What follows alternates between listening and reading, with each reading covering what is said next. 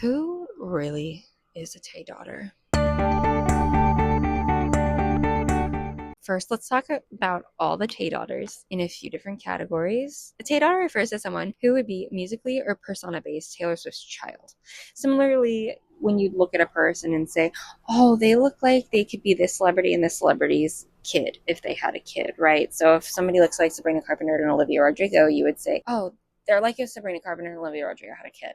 That's where the term Taydaughter comes from. Or like another example is if you're looking at someone like Addison Rae, people say she's similar to Britney Spears. Whether that is true or not is up to you. She would be a Britney daughter, right? Or they say an Ariana daughter a lot. Or son. I know a lot of people say that Joshua Bassett is an Ari son. Let's talk about the couple categories I feel like would make you a Taydaughter. I think this is going to be a mildly fair fight between the Taydaughters. We need some definitive guidelines, right? So this begs the question, what really makes Taylor Swift stand out as an artist? In my opinion, there's 4 categories: songwriting, catchiness, performance, and then the branding and businesswoman aspect. So for each artist, let's go into those categories, discuss them, and check them all off or not. First, let's talk about Gracie Abrams. First category, songwriting. For Gracie, her songwriting is definitely up to par with Taylor, which is the reason I feel like Taylor collaborated with her on her second studio album, The Secret of Us. I think especially with Folklore and Evermore, Gracie Abrams under the songwriting aspect can totally be considered a Taydaughter. I saw a Reddit thread talking about Taydaughters and how Gracie is if Taylor Swift and Phoebe Bridgers had a kid, which I couldn't agree with more. While I love Gracie, her indie pop situation going on does not make her a great daughter under the fact of catchiness. In performance, Gracie has a very similar stage presence to early Taylor, just her and her guitar, focusing solely on the songs that carry the performance while still interacting with the fans but not having much quote-unquote production value. And I think Gracie has a mild branding. I'd probably give her a 2.5 out of 5 stars on branding because she has the bows that are really in conjunction with her brand, but that's kind of like all she has in contrast to like somebody like Zara Larsson who has the whole pink and summery vibe.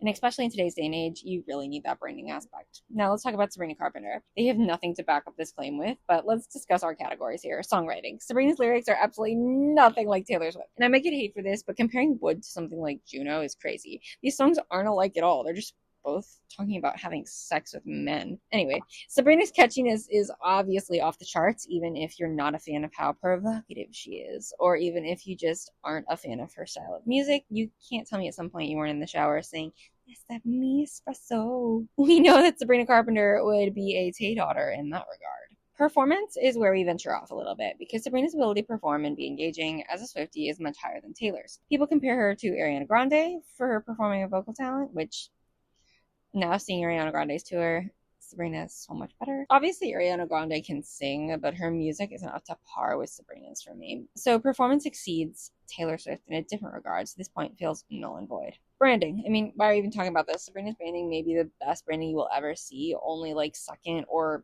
on par to Zara Larsson. Her kiss marks, pastel colors, baby doll dresses, using her shortness as a selling point, and so many other aspects to her brand that I'm missing is just a general genius business move.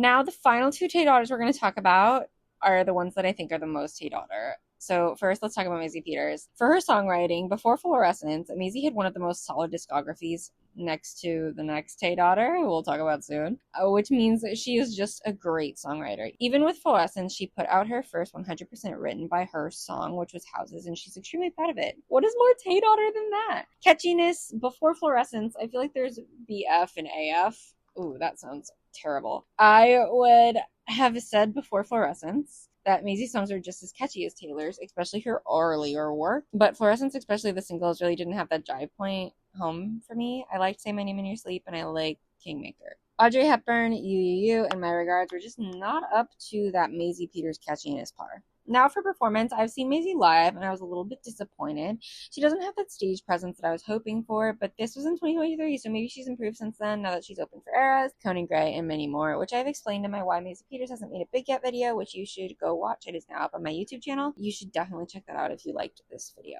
For her brand, I detail this again in my video on Maisie, but her brand just doesn't do it for me. She has no distinguished emblems, like Sabrina's kiss marks, or even Gracie's bows. Now, who we've all been waiting for.